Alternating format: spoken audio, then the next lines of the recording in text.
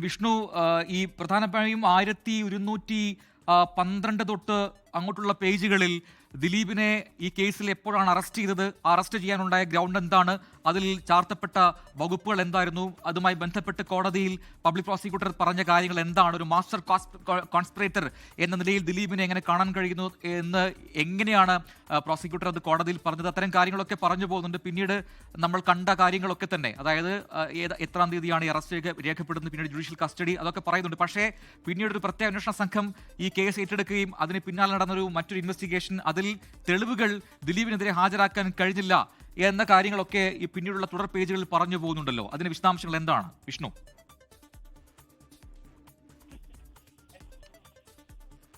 പ്രജിൻ, ഈ കേസുമായി ബന്ധപ്പെട്ട് ദിലീപിന്റെ അറസ്റ്റിലേക്ക് കടന്ന നടപടി, അതുമായി ബന്ധപ്പെട്ടുള്ള വിശദാംശങ്ങൾ ഒക്കെയാണ് ഇപ്പോൾ പുറത്തു വരുന്നത്. ഏത് ഘട്ടത്തിലാണ് ദിലീപിന്റെ അറസ്റ്റ് രേഖപ്പെടുത്തിയത്, ആ അറസ്റ്റ് രേഖപ്പെടുത്തുമ്പോൾ മതിയായ തെളിവുകൾ ഉണ്ടായിരുന്നില്ല എന്ന് ദിലീപ് വാദം ഉന്നയിച്ചിരുന്നു. പക്ഷേ ആ വാദം നിലവിൽ അത് അംഗീകരിക്കാൻ കോടതി തയ്യാറായിട്ടില്ല എന്നാണ് നമ്മൾ മനസ്സിലാക്കുന്നത്. പക്ഷേ അത് തെളിവുകളുടെ കാര്യം ട്രയലിൽ പരിശോധിക്കാമെന്ന് കോടതി വ്യക്തമാക്കുകയും ചെയ്തിട്ടുണ്ട്. അറസ്റ്റ് അനാവശ്യമെന്ന ദിലീപിന്റെ വാദം കോടതി അംഗീകരിച്ചിട്ടില്ല എന്നാണ് നമ്മൾ മനസ്സിലാക്കുന്നത്. ഏത് ഘട്ടത്തിലാണ് ഈ കോൺസ്പിറസിയിൽ ദിലീപ് പങ്കെടുത്തിട്ടില്ല എന്ന് കോടതി വ്യക്തമാക്കിയത് എന്നുള്ള കാര്യം ഇപ്പോൾ നമ്മൾ പരിശോധിച്ചു വരികയാണ്. 300ഓളം പേജ് ഉണ്ട് ആ ഭാഗം മാത്രം. 300 പേജ് ഉണ്ട് ആ ഭാഗം മാത്രം.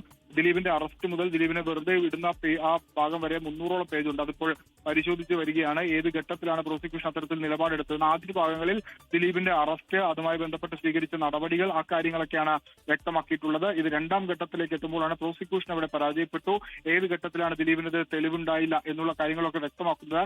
ഈ കാര്യത്തിൽ കോടതിയുടെ നിലപാട് ഏറ്റവും നിർണായകമായി കോടതി ആദ്യഘട്ടത്തിൽ തന്നെ പറയുന്നു. അതാണ് ഇപ്പോൾ ത്തിൽ ഏറ്റവും പ്രധാനപ്പെട്ട ഒരു കാര്യം.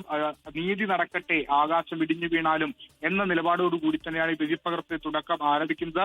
വിചാരണ കോടതി ജഡ്ജിക്കെതിരെ പ്രോസിക്യൂഷനും 8ാം പ്രതി ദിലീപും ആരോപണങ്ങൾ ഉന്നയിച്ചു. ഇരുകൂട്ടരും ജഡ്ജിക്കെതിരെ ആരോപണങ്ങൾ ഉന്നയിച്ചു. പക്ഷെ അത് മുഖവിലക്കെടുത്തില്ല. ഈ കാര്യങ്ങളൊന്നും കോടതിയുടെ പരിഗണനയ്ക്ക് എത്തിയിട്ടില്ല. കോടതി നീതി നടപ്പാക്കാൻ വേണ്ടി പ്രയത്നിച്ചു എന്നാണ് ജസ്റ്റിസ് ഹണിയം വർഗീസിന്റെ വിധിപ്പകർപ്പിൽ വളരെ വ്യക്തമായി പറഞ്ഞിട്ടുള്ളത്. ഏറ്റവും നിർണായകമായ ഒരു പ്രസ്താവന കൂടിയാണ്. സമാനതകളില്ലാത്ത രീതിയിൽ ഈ വിധി ആദ്യം ദിലീപിനെ കുറ്റമുക്തമാക്കിയ ഘട്ടത്തിലും അതോടൊപ്പം തന്നെ അതിജീവിതയും ഒക്കെ ജഡ്ജിക്കെതിരെ രംഗത്തെത്തുകയും കോടതികളിലൊക്കെ ഇവരെ മാറ്റണമെന്നാവശ്യപ്പെട്ട് പോവുകയൊക്കെ ചെയ്തിരുന്നു. അതിലെല്ലാം നിലപാട് വ്യക്തമാക്കുകയാണ് ഹണി വർഗീസ്. താൻ എന്താണ് നീതി നടപ്പാക്കാൻ വേണ്ടി താൻ ശ്രമിച്ച കാര്യങ്ങൾ, അതായിരുന്നു കോടതിയുടെ ഒരേ ഒരു ഉദ്ദേശം. പ്രോസിക്യൂഷനും ദിലീപും തനിക്കെതിരെ ആരോപണങ്ങൾ ഉന്നയിച്ച രണ്ടും താൻ മുഖവിലക്കെടുക്കില്ല എന്ന് അവർ വ്യക്തമാക്കുന്നു. ഒപ്പം ഈ ഏത് ഘട്ടത്തിലാണ് ദിലീപിനെ കുറ്റമുക്തനാക്കിയത് എന്ന കാര്യം നമുക്ക് ഇപ്പോൾ തന്നെ അതുമായി ബന്ധപ്പെട്ടുള്ള പേപ്പറുകൾ ലഭ്യമാകുമെന്നാണ് നമ്മൾ മനസ്സിലാക്കുന്നത്. പ്രജിത്ത്, ലോകത്തെവിടെയായാലും ഏത് സമയത്തും 24 വാർത്തകളും ഓഗ്മെന്റഡ് റിയാലിറ്റി പാക്കേജുകളും എക്സ്പ്ലെയിനറുകളും വിശദമായി കാണാൻ ഞങ്ങളുടെ യൂട്യൂബ് ചാനൽ നിങ്ങൾക്ക് സബ്സ്ക്രൈബ് ചെയ്യാം.